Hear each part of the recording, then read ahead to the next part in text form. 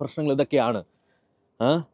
പക്ഷേ പുള്ളി എങ്ങനെ സോൾവ് ചെയ്യാൻ നിൽക്കുക? എല്ലായിടത്തും പ്രോബ്ലം സോൾവറാണ്. നമ്മൾ സോൾവ് ചെയ്യും, ഇൻഫ്ലുവൻസേഴ്സിൻ്റെ ഗ്രൂപ്പ് സോൾവ് ചെയ്യും.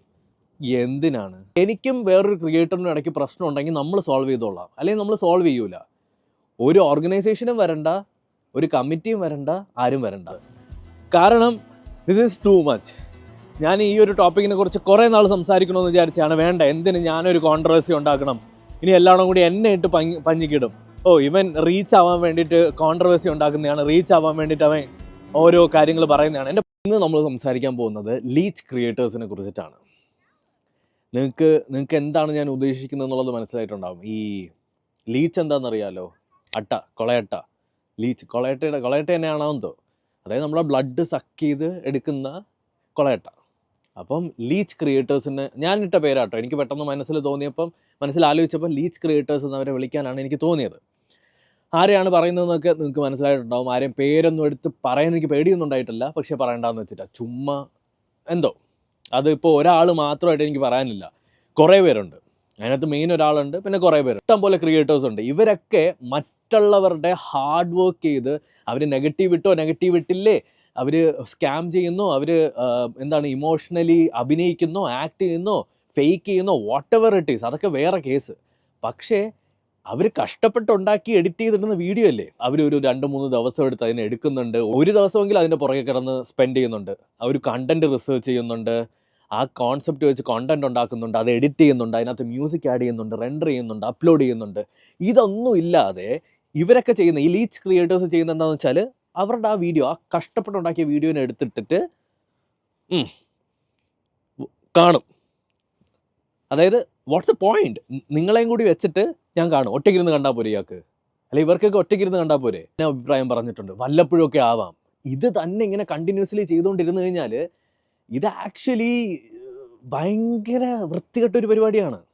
എന്തുമാത്രം ക്രിയേറ്റേഴ്സ് ഉണ്ടെന്നറിയാവോ? ഈ പ്രണവ് പ്രവീണിൻ്റെ ഇഷ്യൂ വന്നില്ലേ, എത്ര പുതിയ ചാനൽസ് വന്ന് എന്തുമാത്രം സബ്സ്ക്രൈബേഴ്സ് ഉണ്ടാക്കിയെന്നറിയാമോ? അത് നമ്മുടെ മെൻറ്റാലിറ്റിയും കൂടിയാണ്, നമ്മളിരുന്ന് കാണുന്നുണ്ടല്ലേ.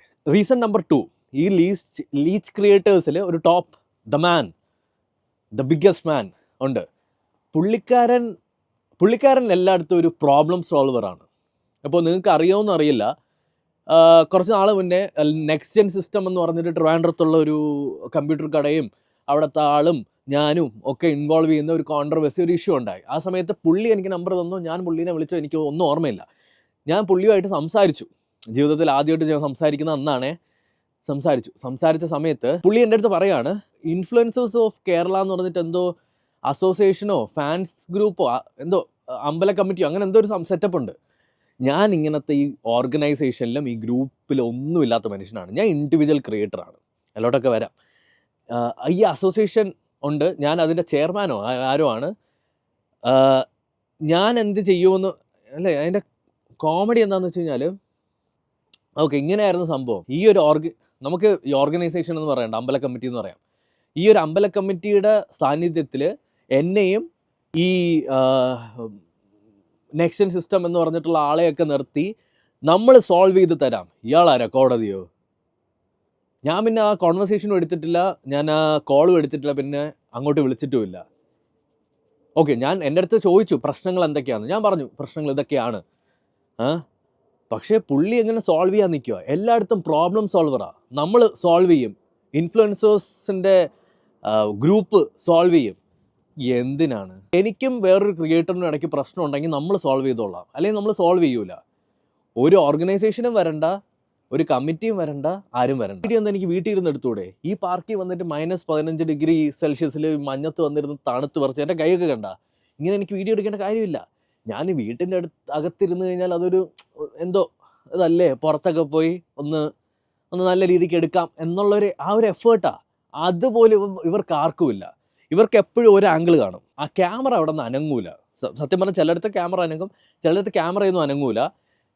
അവർ ഷൂട്ട് ചെയ്യും, റിയാക്ട് ചെയ്യും, അതിൽ നിന്ന് മെമ്മറി കാർഡ് മാത്രം ഊരും, കൊണ്ടുപോയി എഡിറ്ററിലിടും, എഡിറ്റ് ചെയ്യും. എഡിറ്റ് ചെയ്യുമെന്നൊന്നും എനിക്ക് തോന്നുന്നില്ല, എഡിറ്റ് ചെയ്യൂല, നേരെ അതിനെടുത്ത് കൊണ്ടുവരും. എല്ലാ ക്രിയേറ്റേഴ്സിനും ഒന്ന് ഫോളോ ചെയ്ത് വെക്കുക, സിമ്പിൾ. എന്നിട്ട് ആ വീഡിയോ കണ്ടു നോക്കേണ്ട ആവശ്യം പോലുമില്ല. നിങ്ങൾ എന്താ ചെയ്യേണ്ടത്? ക്യാമറ ഓൺ ആക്കി വെച്ചിട്ട് കാണണം. അപ്പോൾ നമുക്ക് ഇങ്ങനെ അതിൻ്റെ ഇടയിൽ കൊണയ്ക്കാം. Sorry for using those kind of words, but still be a creator. ഇവരെ ഒന്ന് ക്രിയേറ്റർ എന്ന് വിളിക്കരുത്. ഇവരൊക്കെയാണ് എനിക്കറിഞ്ഞൂടെ എന്തോ. ഗാഡ്ജറ്റ്സ് വൺ മലയാളത്തിലെ അപ്പൊ അമൽ ബ്രോയാണ് നമ്മൾ എടുത്തതൊക്കെ പറഞ്ഞു. അപ്പൊ പുള്ളി പറയുന്നതെന്ന് പറഞ്ഞാൽ നമ്മളൊരു അട്ട ക്രിയേറ്റർ ആണ്. അതായത് കണ്ടവന്റെ കണ്ടന്റ് ഊറ്റിയെടുത്ത് അതിൽ നിന്നും റീച്ച് ഉണ്ടാക്കുന്ന ഒരു കണ്ടന്റ് ക്രിയേറ്റർ എന്ന് പോലും പുള്ളി വിളിക്കല്ല. പുള്ളിക്ക് അത്രയ്ക്കും അറപ്പാണെന്നൊക്കെയാണ് പറയുന്നത്. അപ്പൊ എന്തായാലും അത്രയ്ക്കൊക്കെ അറപ്പ് തോന്നാൽ മാത്രമൊക്കെ എന്താണ് നമ്മൾ ചെയ്യുന്നത് എന്ന് എനിക്ക് അറിഞ്ഞുകൂടാ.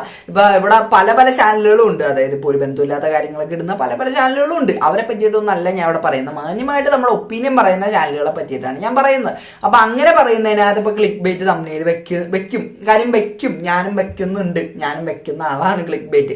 അപ്പൊ ആ വെക്കുന്നത് യൂട്യൂബ് തന്നെ നമ്മളോട് പറയുന്ന ഒരു കാര്യമാണ്. നിങ്ങൾ ക്ലിക്ക് ബേറ്റ് തമ്മിൽ വെക്കണം എന്നാണ് അവർ പറയുന്നത്. അപ്പോൾ യൂട്യൂബ് തന്നെ അങ്ങനെ പറയുമ്പോഴത്തേക്കും പിന്നെ വെക്കാണ്ടിരിക്കുന്നത് മോശം കാര്യമല്ലേ. പിന്നെ അതേപോലെ തന്നെ നിങ്ങളുടെ ഇഷ്ടമാണ്. നിങ്ങളിപ്പോൾ മഞ്ഞത്ത് പോയിരുന്ന വീഡിയോ എടുക്കുന്നത് നിങ്ങൾ പറയുന്നുണ്ട് അത് ഭയങ്കര എഫേർട്ടുള്ള കാര്യമാണ്. അതേപോലെ തന്നെ ഇവിടെ ഇപ്പൊ മുറിയുടെ അകത്ത് വന്നിരുന്ന് വീഡിയോ എടുക്കുന്ന അതിനും അതിൻ്റെതായ എഫേർട്ട് ഉണ്ട്. നിങ്ങൾ പറയുന്ന പോലെ അല്ല. കാര്യം ഇപ്പൊ ഒരു കാര്യം നമുക്ക് പ്രസന്റ് ചെയ്യണം. ക്യാമറയുടെ മുമ്പിൽ ഇരുന്ന് പ്രസന്റ് ചെയ്യാനായിട്ട് പേടിയുള്ള ഒരുപാട് പേരുണ്ട്. അതേപോലെ തന്നെ ഇപ്പൊ പ്രസന്റ് ചെയ്യാനായിട്ട് അതിൻ്റെതായ ബുദ്ധിമുട്ടുകളുള്ള പലരും ഉണ്ട്. പക്ഷെ അതൊക്കെ ഓവർകം ചെയ്തിട്ട് നമ്മളൊരു കാര്യം വന്നിരുന്ന് പറയണമെങ്കിൽ അതിൻ്റെതായ എഫേർട്ട് ഉണ്ട് അതിന്. അപ്പൊ അതൊന്നും ഇല്ലാണ്ട് നിങ്ങൾ ഒരുമാതിരി തഴഞ്ഞു കളയണ പോലെയും അതേപോലെ തന്നെ ഇപ്പൊ നമ്മുടെ ഇഷ്ടമാണ് നമ്മൾ എന്ത് കണ്ടന്റ് ചെയ്യണമെന്ന്. ഇപ്പൊ നിങ്ങൾ ചെയ്യുന്നത് പോലത്തെയുള്ള ടെക് വീഡിയോസ് നിങ്ങൾ എന്താണ് ചെയ്യുന്നത് ടെക്കിനകത്ത് നിങ്ങൾ ഒരു സാധനം എടുത്തിട്ട് ഇപ്പൊ ഒരു ഈ ഫോണാണ് നിങ്ങൾ എടുക്കുന്നെങ്കിൽ ഈ ഫോണിനെ പറ്റിയിട്ടുള്ള നിങ്ങളുടെ അഭിപ്രായം നിങ്ങൾ പറയുന്നു. അതല്ലേ നിങ്ങൾ ചെയ്യുന്നത്. എന്താണ് നിങ്ങളുടെ അഭിപ്രായം നിങ്ങൾ പറയുന്നു. അപ്പൊ ഇവിടെ എന്താണ് ചെയ്യുന്നത്? ഇവിടെ കണ്ടന്റ് ചെയ്യുന്നതെന്ന് പറഞ്ഞാൽ ബാക്കിയുള്ളവരുടെ കണ്ടന്റ് എടുത്ത് വെച്ചിട്ട് ആ ഒരു കണ്ടന്റിനകത്ത് നമ്മുടെ അഭിപ്രായം എന്താണോ നമ്മൾ പറയുന്നു. ഇപ്പൊ അതിനകത്ത് എന്തെങ്കിലും വിഷയം കാണുമ്പോഴാണ് പൊതുവെ പറയാറ്. അപ്പൊ അങ്ങനെ പറയുന്നതിനകത്ത് എവിടെയാണ് തെറ്റ്? ഇപ്പൊ ഇന്ത്യൻ പീനൽ കോഡ് അനുസരിച്ചിട്ട് ഓരോരുത്തർക്കും അവനവന്റെ ഒപ്പീനിയൻ പറയാനായിട്ടുള്ള അവകാശമുണ്ട്. അപ്പൊ അങ്ങനെ പറയുന്നതിൽ എന്താണ് തെറ്റ്? എനിക്ക് മനസ്സിലാവുള്ളൂ അതിനകത്ത് എന്താണ് തെറ്റെന്ന്. അപ്പൊ ഈ കാണുന്ന നിങ്ങൾക്ക് അതിനകത്ത് എന്തെങ്കിലും അഭിപ്രായ വ്യത്യാസം ഉണ്ടെങ്കിൽ നിങ്ങൾ താഴെ കമന്റ് ആയിട്ട് ഇടാം. അപ്പൊ എനിക്ക് അത്ര കൊണ്ട് ഇതിനകത്ത് പറയാനുള്ളൂ. അപ്പൊ വീഡിയോ ഇഷ്ടപ്പെട്ട എല്ലാവരും സബ്സ്ക്രൈബ് ചെയ്യുക. അപ്പൊ എല്ലാവർക്കും അടുത്തൊരു വീഡിയോ കാണുന്നവരേക്കും ടാറ്റ.